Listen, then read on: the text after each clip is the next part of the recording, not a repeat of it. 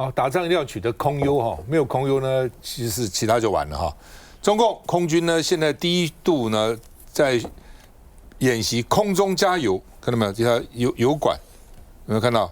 哦，这个很大的 tank 啊，空中加油才飞得远呢，因为战斗机它载油有限啊，所以它必须要空中加油啊。那好，那看我们对美国采购了66架叫 F-16V 啦，哦 ，BLK-70战机，就是说我们原来是买的是 F-16AB， 那是很久以前买的，哦，大概民国80年、81年、82年的时候买的，哦，已经30几年了。那法国先卖我们幻象2000，美国才肯卖啊，然后呢，我们现在想买 F-16CD， 美国不说不行，我们帮你特别做一架叫做 F-16V， 那是只为台湾做的，我们买了66架，然后呢，都应该明年底要全部交完毕了，到现在为止只完成了6架，只完成6架啊，那明年底能够交吗？哦，说是因为啊，它是一个新的，你 F-16AB 也好 ，CD 也好，都已经有飞机了嘛。V 是一个新的新的系统整合困难重重所以呢，现在美国还是要克服，还有装备等等一大堆问题，软体开发等等，你要搞个新的，所以呢，国防部说持续监督美方交机进度明年底能不能交，我看问题很大。换句话，美国天天叫你增加国防预算，你买的武器到现在200亿的武器都还没交。那搞什么？国会议员也是说要赶快给台湾交货，都做不出来啊，慢慢折啊，做出来都给乌克兰拿去用了，所以台湾不是最优先呢？你一方面说台海很危险，马上老共要打来了，一方面你又说其实也没那么严重。美国国防部长不是说迫在眉睫吗？美国国防部去年12月的报告还说台海战争不会迫在眉睫，没有迫在眉睫的这个紧急性，那到底有还是没有呢？你国防部的报告跟国防部长讲的怎么有这么大的差别呢？我认为了反正在审查预算的时候，都说很危险，不只说台海危险，美国自己很危险，海军天天说，空军天天说，老公马上赶上，跟国会要预算，等到预算要到了以后，又说不危险的，然后下次要审预算又说很危险，全世界都是一样的招好吧？另外呢，我们要跟美国买 M1A2T 的战车，我们编了400亿。的预算，美国现在开价来的600亿，那他怎么编那个预算呢？事先不搞清楚多少钱吗？那经济学人，英国经济学人质疑美国政府说你的台海政策太不稳定了，而且川普认为他卸任以后，中国就把台湾拿下来了，但是呢，他在就没问题，那他还想干呢那川普是不是一个胆怯的恶霸？所以呢？这个《Guardian》卫报是说呢，川普的懦弱恐怕加剧台海的战争。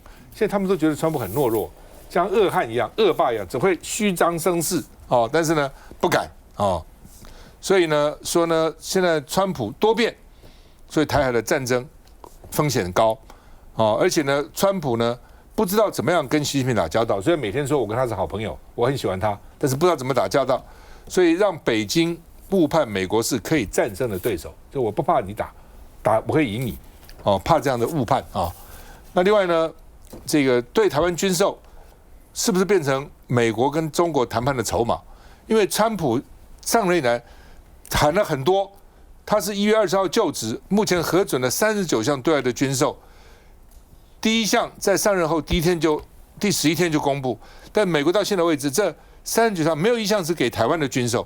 他只是嘴巴讲我们要保护台湾，要给台湾比较多的军售，到现在为止一项都还没有。说呢，外国媒体就说，是不是中美谈判的时候可以拿这个出来？我要卖多少给台湾？你觉得怎样？你要我少卖，那你要对我怎么样？你要让什么步？我们看一下。对延长后，10加油。歼10战机跟运20加油机汇合编队，这是解放军首次将空中加油科目导入空军院校训练。下一步，我们将逐步开展救儿普训和学而视训，不断推动实战化训练。3代机进院校模式成熟之后，中共空军训练开始向下普及，而我军要强化空战能力，从武器面升级。不过，在2019年透过凤翔专案向美采购的66架 F-16 Block 70战机，原规划2023年起交付至2026年，却因疫情等因素多次延宕，直到今年3月才举行首架出厂典礼。如今又有空军知情人士透露，今年底最快只有6架能完成测试，似乎意味着剩余60架要在明年底全数交付，可能有变数。那现在虽然疫情过后，但整体它恢复的时间相对来说没有办法达到它原先 COVID 之前的步调。那另外当然跟机上的这个电战系统还在整合也有关系。原先的这个 F-16 Block 70战机来也并不是要替换我们空军目前任何一款，所以也就是并不存在这种所谓的交机延宕的问题。延宕交付不至于造成所谓战力空隙，只是当催促军售形成常态，对国军或许会有点力不从心。你打人家，好吧，这个张将军空军这专家2个问题了第一个，空中加油很难吗？我们有没有空中加油机？这是第一个。不先请教这个问题。我认为空中加油不难但是你要去训练，你每个月到1到2个月你要训练一次，不然你资格取消。然后你看他刚才所释放的影片，就是软式空中加油，软式相对于比硬式加油又来的安全跟方便一些。但是我们没有空中加油，你看中国大陆是在训练，他就以后就是远距作战，因为他当面的他以后不部署了，因为当面的这些我们台湾的地对地飞弹或其他的威胁，可以对这个惠安、沙堤、龙田还有福州机场全部摧毁。但他从江西过来，从浙江过来，从广东过来，我们就摧毁不到啦，因为他个重城拦截把你的飞弹打掉，把你的巡弋飞弹也打掉，它就相对安全。好，那既然要从江西、从浙江甚至更远，那经过空中加油，加油完毕之后再实施攻击。然后再回去，他的战斗机不能从江西过来也可以，但是他下次可以更远，更从湖南跟湖北过来更安全。他有纵深，经过空中加油执行任务，但是他可以安然反降，但是我们就没有办法对他这一方面有所威胁。然后另外一个，他前线的保障基地通通省掉，因为以前他有前线保障基地要能维持运作，现在我不要，我只要做一个放无人机的地方就可以了。你看他将来的，我认为他前线都会放无人机使用，因为无人机小，而且它的 CP 值，它 CP 值很高，非常便宜，它不怕。但战斗机贵，那就放在游戏。所以你看它会远近搭配，然后这空中加油它特别释放这个影片，我判断它以后不仅是网状化训练，也是跨远距训练，也会达成相当的一个层次。那我们台湾这一方面，我们没有空中加油机，而且我们的 IDF， 我们的幻象连空中加油设备都没有。我们买的 F-16它是隐藏式，因为我们不使用，我们没有空中加油机但是我们如果要启用，你还要把它做改装，你要加装一个，因为你并没有这方面的设备。加装完毕之后，人员要训练，那训练之后成为种子教官，再带飞，要这样子才能够具备，也只有 F-16能够达到空中加油的这个条件。不过美国大概不会卖你的，我觉得美国不会卖你空中加油机，他不想你搞太远距作战了。那美国当时卖我们 F-16AB 旧型的那当然被因为这个一方面不希望增加德州的工作机会，一方面法国卖我们幻象2000的是被迫的那我们希望买16CD， 他为什么就偏偏不卖，还跟你搞个什么 BLK 就是 V， 他到底为什么？这个我们买的话是在民国87年进来，民国87年3月进来，这是 Block 2栋。是由 Block 15改良成 Block 2栋，那我们现在买的 F-16V 是 Block 拐栋，那拐栋的话，这个会造成我们后勤维修的困难，因为发动机不一样。原来的 F-16的 Block 2栋，我们用的是普惠100发动机，对，这是普惠的 PW 的，那是100。那我们现在买的这66架是奇异公司机翼公司所做到的这个我们叫做 F-11栋。发动机推力大了14%，原来有军用推力，原来的时候是大概1万14000多磅，后来被增加到16000多磅。在最大后燃器，我们看飞机起飞都是最大后燃器，因为它满载，就也增加了14%，已经到达29000磅的推力。那因为推力大了，耗油增加，所以有一个4型油箱。你说看它的这个形状跟原来的 F-16有点不一样。用来增加，里面空中加油那就要增加油箱，那就做一个4型油箱，跟不要破坏的空气动力的空气流体力学的这种指数，看起来好像跟原来不一样，但是这会增加，尤其是发动机，它里面又是附件齿轮箱，又是主控油系，还有我们讲的滑油系跟燃油系，哇，好复杂你这个完全不一样，普惠的跟奇异公司的系统完全不一样，维修要建立2套，所以复杂性在这个地方。那为什么不卖我们 CD 算了的？对啊，这什么可卖什么 CD 好啊，新加坡都 F35了，对对不对？那这对我好，对我们好，那就好了。它可能在这个方面呢有一些设限，因为我们买了66架，2023年到2025年，今年年底要交接完毕。那到今年为止，66架我们买了10架双座，56架单座，是这个样，总共花了80亿美元，一架是1.2亿美元，大概将近是这样。然后呢，这个就是我们所讲到的这66架里面呢，它可能到明年都交不到，因为今年只有6架。你66架就11分之一，今年只能交9%。按照原来进度，2025年12月66架要交接完毕，现在只能交6架，所以看来来不及了。这美国光讲，对不对？钱也给了，东西不交，这要扣钱才对啊。休息一下再回来。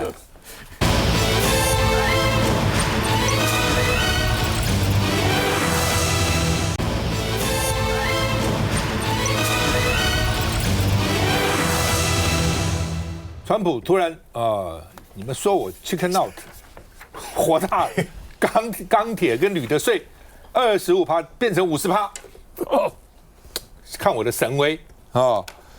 好吧，特别是钢铁翻倍，要50%的税率啊。那欧盟很生气，所以要反击。欧盟原来有一个反击计划，但因为美国延后了，所以欧盟也暂时不实施这个反制计划。所以呢，他们就骂说，川普加上钢跟铝的关税站不住脚啊，而且要反制啊，非常遗憾啊。那另外呢，我们的央行呢，罕见休假，央行休假很少去发新闻稿，昨天居然发新闻稿，力挺美国，说美元很强势，不会贬的，放心了。然后呢，美债呢很安全的，你们怕什么美债倒？不会的，美债也很好，不会的啊。那另外呢，现在说台币为什么升，不是因为央行这个放水，而是呢外资钱汇进来了。那你怎么知道汇进来是炒汇呢？他没有买股票，真奇怪，外资进来非买股票不可。所以我们的政府那个观念很奇怪，股市涨就觉得很好，哇，施政很好，股市涨就一定好吗？也不见得，有可能泡沫啊。所以呢，只要外国人汇钱进来，一定要去买股票。你不买股票就奇怪，你怎么可以存起来呢？为什么不买股票呢？就你们在炒汇那个心态我一直觉得很奇怪就是市场有它的机制嘛，对不对？人家也看该买该卖，它有一定的机制嘛。你非要房子涨价就不行，就要打；股票上涨，嗨，太好了，太好了。政府心态就是这样啊。那央行出面力挺美元，发6点声明而且说美国债务没有问题了，不要怕了美国不会倒闭了那因为台币5月升了2块钱，所以呢，外资就那个央行就外资要守规矩，不要这边炒，不要等了台币升值，到时候再换美金走，要赚钱，两面赚央行说美元地位也不害怕而且呢，它的储藏的价值受到青睐，美元值得收藏的，美债值得买的所以呢，媒体是说，不管在政治经济的考量，央行只能紧抱美债。那你要怎样呢？你现在敢卖美债吗？你敢吗？你不能卖，而且还要多买才可以我们看一下。川普50%钢铝关税阴霾持续笼罩，也让端午连假后周一大盘跟着粽叶一样绿，开盘没多久走势一路向下，失守2万1关卡，最低跳空到20940点，重挫407点。而台币5月狂升2元汉市，也让央行6月1号就罕见喊话，除了表示5月继续抓到外资炒汇秃鹰外，也澄清新台币要升到25元，或是美国6月将恐倒债等，都是不合理也不理性的评论。市场上在预期外资卖超的过程当中，也会有出现外资会把这个资金汇出的一个预期心理。美元对台币汇率来看，早盘29.9元开出后，一度升值到29.87元，升值5.9分。不过后续成功走贬，重回3字头，来到30.036元，能不能有效稳住汇市，外界高度关注。来孟凯。Taco 刚刚主持人一直提到，就说上礼拜这个美国的报纸形容川普华尔街形容川普的这个交易的手法，其实这代表什么意思？就川普过去我们都讲是说，其实记者问川普，川普也有承认他讲说他做的事情是争取谈判空间。先打尾桃，先踩话头，把整个谈判的筹码拉高之后，到最后回到他原本想要预设的立场的时候，对方就不觉得是说他有提高那么的多。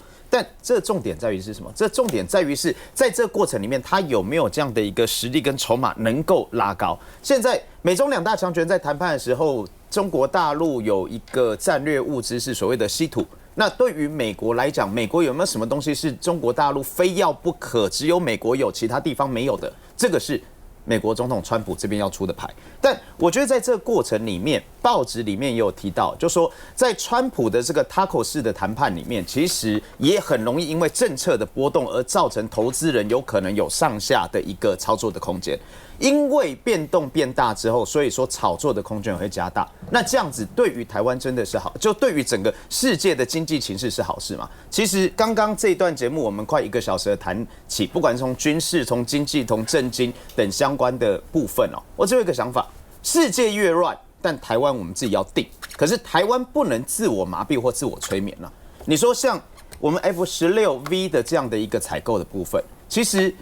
今天还有报道，绿营的委员还讲说是谨慎乐观啊，今年还是可能会交20架，然后明年还是如期的交货。但我们没有看到国防部在这个部分有出来讲说任何的一个相关，到底现在我们掌握的一个进度是什么？而不要忘记，这66架其实一开始第一批交货原本设定的是3年前。2023年就要第一批交货了，因为疫情，因为相关的部分，所以延后了3年。但今年20架到底有没有办法如期的交货？而更重要的是，当 GDP 也被要求说至少要5%，而且不是只有台湾，亚洲国家它都希望是要求提高到每个国家的 GDP 有5%的话，台湾对于我们中华民国来讲就是1兆2000亿。刚刚齐凯哥已经说了嘛。我们现在讲说中华民国政府总预算史上最高，今年是2兆9300亿的时候，如果明年要再多增加6000亿的话，那就至少是3兆6000亿的这样的一个规模。民进党政府或者说我们整个台湾经济有没有办法去支撑，或是会不会排挤到其他可能会支出的社福等相关的预算？那最后我们要讲啊，当我们提高那么多的时候，对于我们自己的保障是什么？不要自我麻痹。我们不求是说我们好高骛远，但我们也不要自我麻痹。就是当韩国明天的总统大选即将来确认的时候，我们也看到韩国他们也有不在籍投票，也有通讯投票。我们台湾到目前讲了那么久没有。好，可另外一个部分，当韩国的候选人有可能当选的总统候选人都直接讲了，他也不会在台海有事的时候贸然的来介入的时候，台湾真的我们有捍卫自己决心的能力，但是我们也不要随之起舞，也不要意识形态操作。如果说妄想，如果台海情势今天有任何的变化，日本、韩国邻近国家会来协助，甚至美国来协助的话，某种程度上，现在的政治经济环境的变化，真的已经超出我们的想象。不过刚才在讲美国现在压迫亚洲这些国家提高这个国防预算占 GDP， 我赶快查了一下，中国大陆占多少？2%。中国大陆国防预算占它 GDP 的2%，当然因为它量体很大，所以它2%很大。但是你要比吗？你今天台湾5%，它不会变成3%吗？它不会变成4%吗？你日本如果变成5%，它不会变成3%、4%吗？那就无底洞了嘛，就是一直在增，一直在增加。竞赛啊，本来那个钱可以用在民生啊、社会福利各方面，现在都去搞军事。军事的东西是这样哦，不用了，过期了就是废铁一堆。很多以前买的不都废铁吗？对不对？养兵千日用在一朝，那一招万一没有用的时候就是废铁嘛。那些钱做什么不好，非要这样你逼我，你跟我比赛，我跟你比赛。那美国在干什么？就肥了它的军工产业，它的军工复合体，包括国会议员都勾结在一起嘛，对不对？真的是这样吗？来，世刚。事实上，我记得那个预算 F16V 是2019年通过的，那时候还有一个特别预算4000多亿。你看2019年距离现在多久了？6、7年左右时间了。所以我觉得，就一方面就 push 你啊，增加不断预算，然后呢去买东西，但是呢交货其实这个遥遥无期。那你说对战力有没有影响？当然有影响。这不是说这个我们现在因为反正有飞机，所以它拦的是一个增加战力。但你这个包括接收、训练，还有后勤，这都需要时间的，不是说飞机一来，我马上就换了驾驶，马上就能飞上去。所以相关的整个的配套，事实上都是一个非常大的无形成本。还有一个我觉得非常的有趣啦，台湾因为国际情势很特殊，所以很多事情都特攻版啊，特别攻击版，像潜舰也是。我们的这个设备欧洲的设备跟其他的设备凑起来，我们自己来用。到现在潜舰整个的测试，到底什么时候能够真正出海，能够真正的有这个能够进入到战斗的这个位置上去？目前为止，国防部没有办法说一个日期。前几年立法委员在质疑这些预算的时候，不准质疑就是卖台。